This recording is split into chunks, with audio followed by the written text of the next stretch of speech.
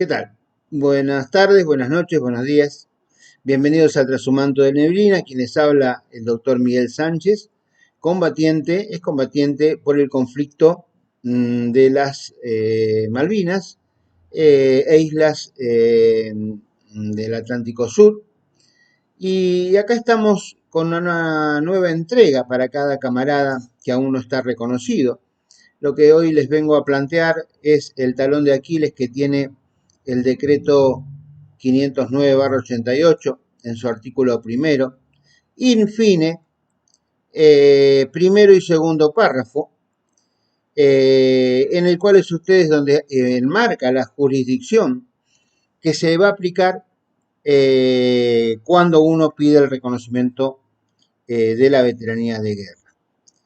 Cuando uno hace la nota inicial, la primera nota del reclamo administrativo, el ministerio a los 40 días, 30 días, ahora parece que están apurados porque contestan antes de una semana, dice que no los toman como veteranos de guerra porque no cumplen con la jurisdicción. Es decir, el decreto 509, que después vamos a ver, en el cual nosotros ya pedimos la nulidad parcial de este acto administrativo porque afecta a derechos adquiridos de cada uno de quienes estuvimos dentro del teatro de operaciones. Y ellos le contestan de que la jurisdicción que ellos aplican es plataforma continental, mar argentino, Islas Malvinas, Georgias y Sandwich del Sur. El espacio aéreo submarino correspondiente es lo que toman. Es decir, aplican lisa y llanamente el decreto 509/88, ¿sí? En base a esa jurisdicción.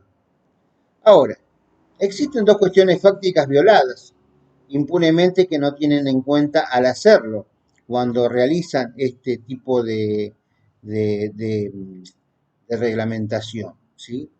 Primero, el decreto reglamentario RC22 para la conducción de fuerzas terrestres, que a continuación vamos a ampliar, donde divide el teatro de operaciones en 4 zonas. Es decir, carece, a mi entender, a la fecha, sustento jurídico de su aplicación, afectando derechos propios de nosotros que ya hemos adquirido, como lo veremos a continuación.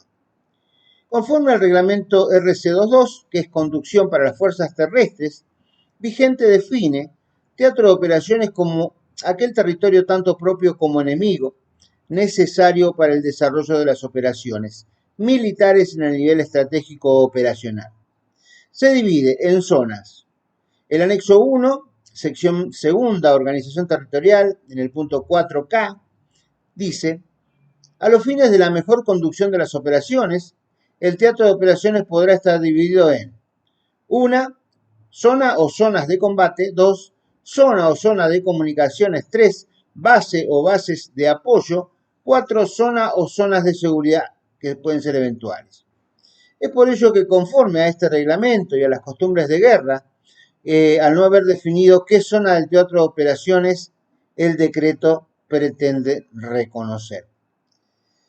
Bueno, además de no haber definido la zona del teatro de operaciones que el Poder Ejecutivo pretende reconocer, no lo aclara. Por ende, ante esta situación podríamos estar incluidos todos con la calidad de combatientes y veteranos de guerra, con el mismo estatus que gozan los hoy reconocidos. Y quien dice, por ahí tenemos una pensión del ANSES que todavía por ahí no sabemos, ¿no? Bueno, el acta de acuerdo número 1 del 24 de mayo del año 82 va a otorgar derechos adquiridos a todos nosotros, ya que en dicha acta nos va a incluir en su punto 2, apartado E, los objetivos militares y civiles tácticos del continente, que los va a incluir. Por eso dice textualmente el punto E: el Centro de Operaciones Conjunto será responsable de coordinar las acciones a desarrollar por el poder militar, incluyendo además militar naval, aéreo y en los espacios terrestres, marítimos y aéreos que correspondan al TOAS. Ahí estaba incluyendo lo que es el TOAS del 7 de abril. Y ahora nuevamente va a incluir más. Dice, incluyendo además las bases aéreas, navales, aeronavales, instalaciones militares, los puntos de apoyo logístico y todo otro lugar en el continente que pueda ser motivo de un eventual ataque del enemigo para derrotar a las fuerzas de Gran Bretaña que accionan sobre las Islas Malvinas a fin de coadyuvar el logro del objetivo de la estrategia militar, termina diciendo esta acta de acuerdo. Después continúa, pero bueno, lo que más nos interesa sería eso. Es decir, claramente es abarcativo a quienes estuvimos asignados en estas unidades o movilizados de otras unidades del interior de Argentina, y que estuvieron dentro del 2 de abril al 14 de julio. Es decir, este acto administrativo sancionado después del decreto S número 700 es el que nos va a otorgar los derechos necesarios para ser veterano de guerra. A esto le vamos a sumar una barbaridad que hoy lamentablemente está en el Ministerio de Defensa en la página, cuando pretenden confundir a la población de que existieron dos teatros de operaciones. Yo creo que es una barrabasada, es más, entiendo que es una falsedad ideológica y obviamente un incumplimiento de los deberes del funcionario público, ya que pretende engañar a la gente y no quiere hacer las cosas como realmente son. Por eso les voy a decir respecto al tema este de que cuando quieren presentar dos teatros de operaciones, algo totalmente fuera de lugar, antijurídico, bueno, decimos que la Ley de Defensa Nacional 16970/66, esta ley estaba vigente en la época del conflicto. Y escuchen bien, en su artículo 33 de este texto legal, va a facultar al presidente de la Nación a declarar un teatro de operaciones. Por eso se los quiero leer. Dice textualmente, título 5, jurisdicción territorial y requisiciones. Artículo 33. En caso de guerra, el presidente de la Nación podrá declarar teatro de operaciones aparte del territorio nacional. Usted fíjese que dice teatro, no teatros. Dice teatro singular, teatros es plural. Es decir, carece de fundamento jurídico lo que publica el Ministerio de Defensa de la Nación en su página oficial, que los invito a verla, cuando habla sobre el TOM, el TOAS, el TOS.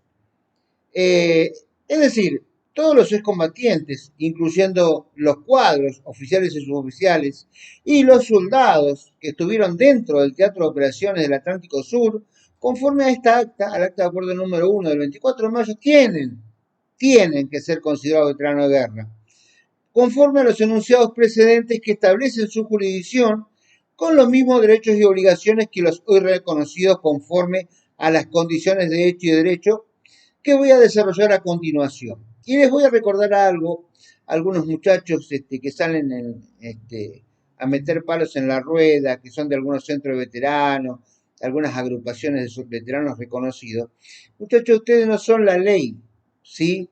La ley está conformada por la Constitución Nacional y los tratados internacionales que firmó la Argentina. En esos tratados y en esa Constitución existen derechos personalísimos que por ahí ustedes no los conocen y bueno, es hora de que ya vayan sabiéndolo, ¿no? Por eso, bueno, y continuando con este desarrollo, el Ministerio de Defensa de la Nación carece de la potestad a través, ¿no es cierto?, del Poder Ejecutivo Nacional, ¿no? Porque el Ministerio de Defensa aplica lo que dice la ley, nada más, que es el decreto ley 509/88, que es el reglamentario de la ley 2309. Y pretende, en realidad no que pretende, sino que aplica en forma unilateral, porque realmente, bueno, de forma unilateralmente y en forma muy egoísta, ¿no? Porque va a tener conocimiento que va a sacar a 9.500 soldados más unos 2.500 cuadros, oficiales y suboficiales, ¿no? Quería nuevamente definir lo que es este teatro de operaciones. Dice, aquel territorio tanto propio como enemigo necesario para el desarrollo de las operaciones militares a nivel estratégico operacional. Se va a dividir en 4 zonas que vamos a detallar a continuación, que son zonas de combate, zonas de comunicaciones, base o bases de apoyo y zona de seguridad eventual, ¿no? Van a ser 4. Yo entiendo que durante el conflicto de Malvinas solamente de estas zonas pudieron utilizarse 3, ¿no? Porque teniendo en cuenta del mar.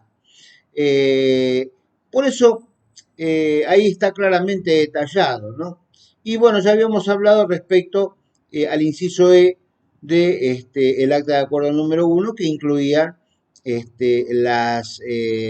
todo lo que son unidades militares y bases navales, aeronavales, aéreas, puntos estratégicos que pudieran ser de utilidad o de venganza, ¿no? Vamos a decir así, del enemigo. Ahora bien, el artículo 14 de la ley 19.549/72, que es la ley nacional del procedimiento administrativo, prescribe que el acto administrativo es nulo, de nulidad absoluta e insanable, cuando fuera emitido por incompetencia de la función, como lo es en este caso. Y ahora vamos a ver por qué. También lo es que la misma ley, en su artículo 17, le va a poner un límite.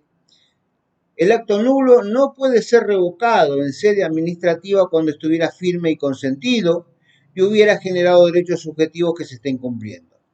Derechos subjetivos que corresponden a la inclusión de los soldados de las bases continentales de las Fuerzas Armadas. Cuando hablo de soldados, hablo de oficiales, suboficiales y soldados. Y los objetivos estratégicos que podrían servir de objetivo de destrucción de las fuerzas del Reino Unido de Gran Bretaña para debilitar sus fuerzas en cumplimiento de los objetivos trazados. En este caso, solo una decisión judicial puede declarar nulo. Por lo tanto, el acta de acuerdo número 1 no se halla vigente en la actualidad por los motivos que expresamos arriba. O sea, para que quede nula esa acta de acuerdo tiene que ser nula judicialmente, no porque lo decidió en este caso el Poder Ejecutivo Nacional en su momento a través del doctor Raúl Alfonsín con su ministro Raúl Arena, y que luego nadie se molestó de los personajes que conducieron nuestro país a modificar esta ley.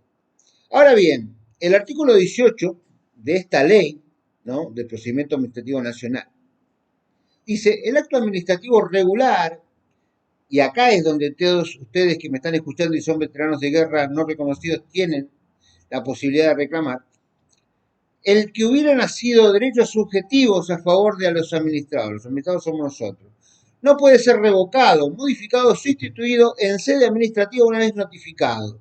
Sin embargo, podrá ser revocado, modificado o sustituido de oficio en sede administrativa, si el interesado hubiere conocido el vicio, si la revocación, modificación o sustitución del acto lo favorece sin causar perjuicio a terceros, y si el derecho se hubiera otorgado expresa y válidamente a título precario, se otorgó a través de la ley 2309/84, lo cual no es así, no es precario.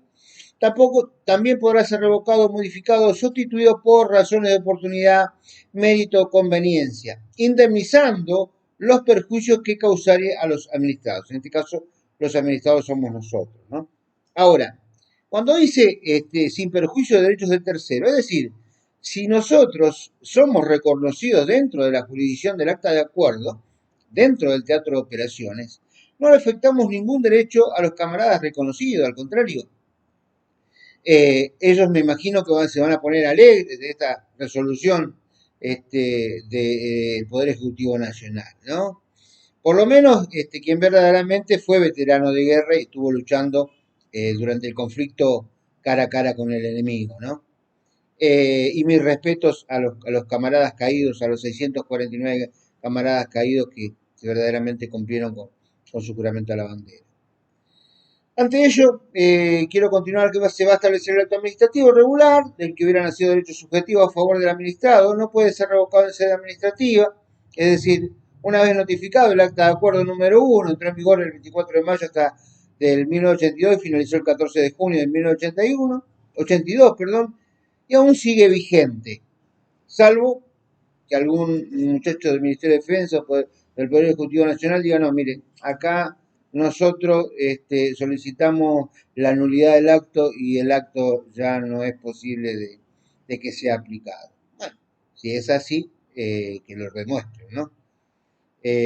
Así que bueno, Entonces, ante esta situación, estamos entonces en presencia de un acto administrativo definitivo en sede administrativa, que es el acta de acuerdo firmada por los entonces jefes militares, que eran el poder administrativo del Poder Ejecutivo Nacional, actas durante un conflicto bélico, las cuales tienen un total valor, esa es la realidad, ¿no?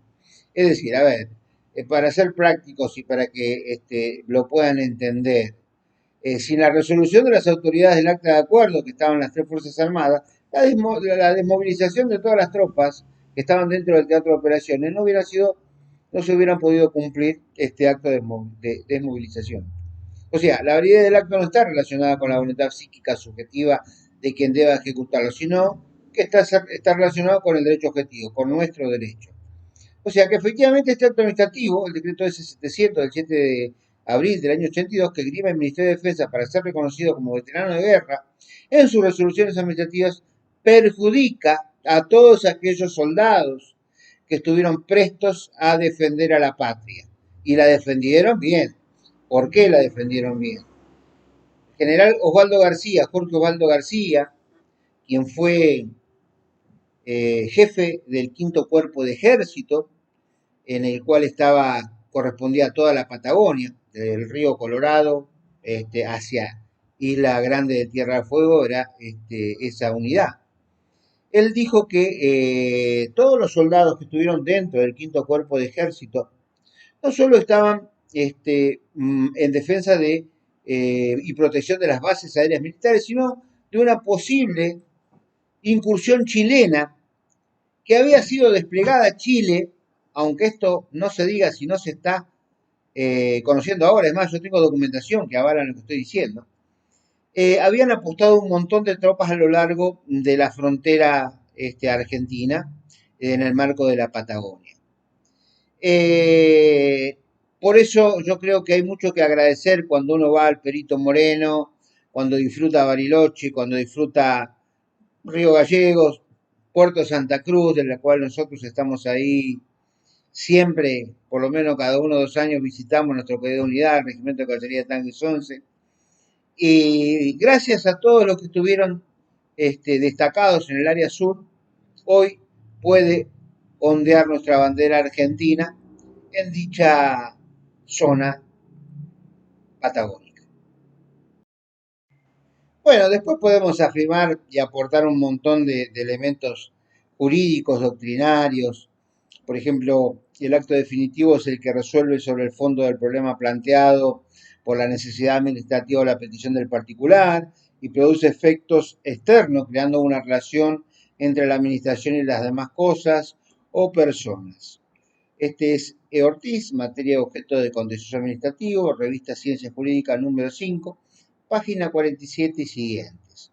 Ahora, que un organismo administrativo considere que hay un error en el acto administrativo, ¿no? No le priva a este acto de la condición de acto administrativo definitivo productor de efectos jurídicos. Es decir, si ellos consideran que el acta de acuerdo no corresponde a su aplicación porque hay un error y no lo aplica, no significa que el acta de acuerdo no tenga validez jurídica, al contrario, tiene mucha validez jurídica, ¿no? Por eso tal postura está encargada en muchas instituciones del derecho administrativo. Un acto administrativo, aunque estuviera viciado, que no es en este caso, debe cumplirse mientras su vicio sea declarado por autoridad competente y cuando reconoce derechos subjetivos a nosotros, es irrevocable en sede administrativa. Eso es conforme a Juan F. Linares, Inmutabilidad y Cosas Jugadas en el acto administrativo, revista de Derecho Administrativo Municipal, número 211, página 667. Ahora bien, ¿qué dice nuestra Corte? La Corte Suprema de Justicia dice que no existe ningún precepto de la ley que declare inestables, revisables, revocables o anulables los actos administrativos de cualquier naturaleza y cualquier tiempo, dejando los derechos nacidos o consolidados a su amparo al merced del arbitrio o del diferente criterio de las autoridades. Fallo 175-368. También debemos tener presente que el acto administrativo funciona a favor del administrado, pero no en su contra. Es decir, no es jurídicamente correcto la aplicación de un acto administrativo que perjudica y discrimina a excombatientes que estuvieron en el continente dentro del teatro de operaciones por un lado y homenajea a otros, encontrándose ambas calidades de soldados servicio militar obligatorio en las mismas condiciones jurídicas. O sea, ¿qué significa? Hay un dicho que dice la igualdad entre iguales, ¿no? En este caso, tanto los soldados que están reconocidos como veteranos de guerra, y los soldados que aún no han sido reconocidos como veteranos de guerra y que han estado dentro del Teatro de Operación Atlántico Sur, tienen los mismos derechos y las mismas igualdades, porque ambos fueron a cumplir el servicio militar obligatorio, no tenían opción de decir que no, porque ustedes saben de que en base a los reglamentos y a los códigos de justicia militar, uno podía llegar a ser fusilado por no defender a la patria, además teniendo en cuenta que en aquella época no había ningún tipo de derecho humano, el único derecho humano que había eran las balas, y lo digo para tanto para ambos bandos, ¿no? Por ello dice el artículo 16 de nuestra Carta Magna, establece el principio de igualdad ante la ley. Y dice, la nación argentina no admite prerrogativas de sangre ni de nacimiento. No hay en ella fueros personales ni títulos de nobleza. Todos sus habitantes son iguales ante la ley. Por eso, la Corte Suprema de Justicia de la Nación, en afirmar una concepción de la igualdad que no se reduce a un mero igualitarismo o, en otros términos, a la nivelación absoluta de los hombres, conforme a fallo 151-359, 1928 de la página 367. Así, el máximo tribunal de la Nación, igualdad jurídica, con que se constituye el orden de la sociedad en una igualdad proporcional. Fallo 210, 284, 1948, página 300. ¿Qué cosa si nosotros vamos a la actualidad política de hoy, ¿no? Queda una pregunta en la realidad, ¿es igualdad entre iguales? Bueno, pero al margen de eso, ¿no? Después continúa diciendo, no es la exacta o aritmética, sino la que toma en cuenta tanto las diferencias que caracterizan a cada una de las personas en la materia regulada por el régimen legal de que se trata, para determinar quiénes son iguales cuando la relación en particular o obligación impuesta por la ley esté con las necesidades o conveniencias generales en el lugar, tiempo y modo de su aplicación. Fallo 210, 284 del año 1948, página 300. Por eso dice, el principio de igualdad, cuyo contenido se identifica con el concepto mismo de la justicia, existe tanto diferenciar como equiparar de allí que no toda distinción de trato puede considerarse violatoria de dicho principio y por otra un tratamiento igualitario que ignore diferencias relevantes. Puede constituir un supuesto de discriminación, cosa que en este caso está claramente demostrado. Ahora, a contrario censo en este caso, es decir, las partes que integraban el teatro de operaciones son iguales entre sí. O sea, ambos actores se encuentran en igualdad de condiciones a raíz de la ley de 17.531/67 del servicio militar obligatorio. Y cada una de las partes antagónicas cumplieron órdenes militares y nadie tuvo la posibilidad de ir a las islas o quedarse en el continente. Simplemente cada uno cumplió la orden de que su unidad a través de su jefe le decía. Por eso, muchas veces no vale la pena hacerle caso a los muchachos, ¿no? Algunos negadores de este derecho que dicen que vos no estuviste en la isla, vos no escuchaste el fuego. Y bueno, muchos estando en la isla no escucharon ningún fuego. Esa es la realidad, ¿no? Porque cada cual estuvo en el lugar que le fue ordenado y eso es la realidad, ¿no? Y por eso, ante esta situación, yo creo que muchos han presentado y siguen presentando esas secuelas de la guerra o síndrome postraumático. Que oportunamente vamos a invitar a la perita psicóloga del Departamento Judicial de Loja de Zamora, Cecilia Parravicini, para que nos pueda llegar a hablar sobre este tema tan importante. Bueno, y ya estamos finalizando reclamo que lo pueden hacer ustedes tranquilamente, no hay inconveniente, porque si en el hipotético caso que sea rechazado, se puede hacer el reclamo judicial, ¿no? Se agota la vía habilitativa, se hace el reclamo judicial. Y como estos casos se me vienen a la mente, durante la batalla de San Lorenzo, cuando el general San Martín, con el primer ejército patrio, armando de 2 escuadrones, había 2 escuadrones de granaderos a caballo, uno al mando del general San Martín y otro al mando del capitán Bermúdez. Todos sabemos lo que pasó en la batalla. Durante la refriega, el caballo del general San Martín es abatido. Un soldado español que va a rematar a nuestro jefe. Ahí sale el sargento Cabral, lo protege con su cuerpo. Viene Baigorria, acompaña y lo ayuda a salir al general de abajo del caballo, pero lamentablemente es mortalmente herido el sargento Cabral y allí muere, ¿sí? A todo esto, la batalla de San Lorenzo continuaba entre el fragor de las balas de cañón, de las balas de fusiles, de las lanzas y sables que se revoleaban. Continúa a cargo de los 2 escuadrones el capitán Bermúdez. Heroicamente luchan, logran llevar a los españoles hacia la orilla del río, pero en ese instante el capitán Bermúdez recibe una bala y es herido, y a la semana muere a consecuencia de una gran infección. Héroes sin par, el general San Martín y el sargento Cabral. San Martín vivo, Cabral muerto. Olvidados por la historia, el granadero Baigorria y el capitán Bermúdez. Creo que hoy podemos hacer un paralelismo de ambas calidades de soldados. Por una parte, los soldados reconocidos del decreto S-700. Por otro lado, los soldados no reconocidos que estuvieron dentro del teatro de operaciones del Atlántico Sur, del acta de acuerdo número 1 del 24 de mayo de 1982. Ambos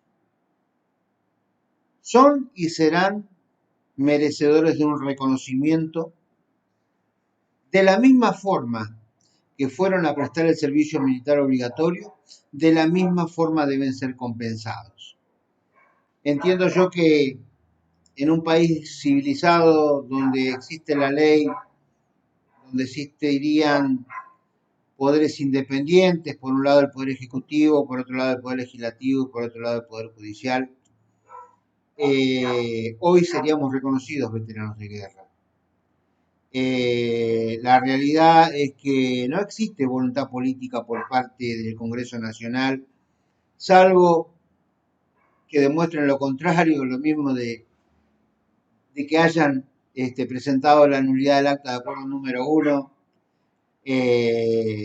voluntad política para nuestro reconocimiento de la veteranía de guerra. Hoy muchos soldados sufren y siguen sufriendo el estrés postraumático. Nadie después del conflicto nos llamó para hacernos un chequeo médico, para evaluar en qué condiciones físicas o psíquicas regresábamos de la guerra, ¿no? Porque cada organismo, cada psiquis toma este tipo de situaciones de una manera muy diferente. Hoy no sabemos el número de camaradas del Teatro de Operaciones TOAS no reconocidos que se han suicidado, lo cual los hay, y si algunos de ustedes saben, pongan en los comentarios, porque parece que la guerra en el único lugar que ocurrió fueron las Islas Malvinas.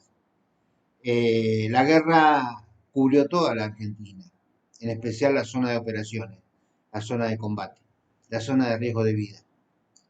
Y bueno, esperamos la justicia de nuestro Señor para que esto llegue a un buen final feliz, de que todos mis camaradas, incluyéndome, seamos reconocidos como veteranos de guerra. Yo les digo a ustedes, no bajen los brazos, siguen la lucha. En los grupos a veces no sirve para nada estar porque lo que menos hacemos es luchar, sino que la lucha se encuentra afuera, no en el grupo. Tengan presentes, júntense con otros camaradas de sus ciudades, organícense como nos hemos organizado nosotros a través de una asociación civil, en defensa de los derechos de cada uno de nuestros asociados y hasta que seamos reconocidos por el Estado. Así que bueno, gracias por su atención. Esto es Tras un manto de neblina 1982. Espero sus comentarios. No se olviden de suscribirse, de compartir estos videos y bueno, a su entera disposición.